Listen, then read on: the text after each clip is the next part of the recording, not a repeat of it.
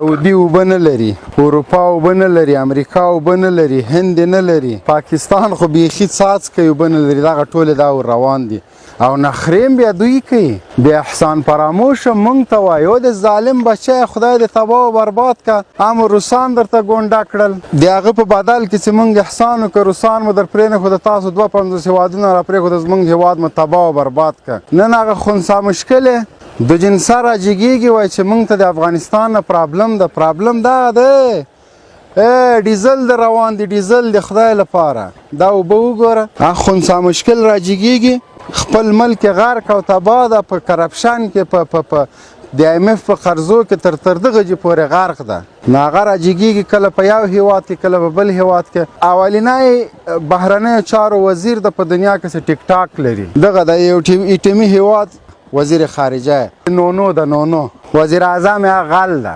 هغه په امریکا په برطانیه کې محکمې نیولې د چرګې په غلا کې کوړکه چرګ یې پټه کړې وه. نو دوی راجګېږي ته خدای په داسې یو ملک کې موږ د داسې مرسټو دلګانو د اجړاګانو محتاج یو. دوی هم راجګېږي موږ ته نمک حرامه وایي. نمک حرامه ته که زه یم چې ټوله دنیا دې راباندې راخوشې کړه، ملک دې راته تباه کړه، فوج د مفت امریکانو سره کار کړو، بیا هم نمک حرامه زه یم. اوبه نه دي، اوبه نه دي، آب زمزم ده، اوبه نه دي، دا ډیزل دی، ډیزل. ګوره زه هغه بل ډیزل نه یادوم. موږ خوشبختي دا ده موږ چې په کراره پرېږدي نه، خو دغسې ډیزل هغه روان ده سمندر. عقاب صاحب دا اوبه قیمته دي که ډیزل؟ دا تور پنجاب ته ځي، هغوی سپین غنم کري بیا موږ ته نمک حرامه وایي. یہ پاکستان کا کوسرا وزیر خارجہ جو ہے اس کو یہ کہنا چاہتا ہوں کہ دیکھو ہمارا ملک ہے، یہ پانی آپ کو جاتا ہے پھر بھی آپ ہم کو نمک حرام کہتا ہے. یہ پانی نہیں ہے، ڈیزل ہے.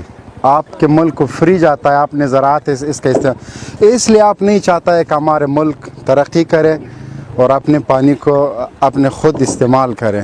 تو آپ نے امریکہ کا غلامی کو حق اولویت دیا، 20 سال افغانیوں کو امریکی گولیوں پر بمبار کیا، پھر بھی آپ نمک حلال ہم نمک حرام. آپ کو میں یہ کہنا چاہتا ہوں کہ خارجی سیاست کو چھوڑ دو، اپنے ملک کے ادار سے اپنے ماں اور باپ کے قاتلوں کو ڈھونڈ لو، اپنے ملک کو سنبھالو، اپنے ملک پر فوکس کر لو، افغانیوں کو مت چھیڑو. اگر پھر ہم نے ہاتھ اٹھا دیا تو پھر مشکل ہو جائے گا.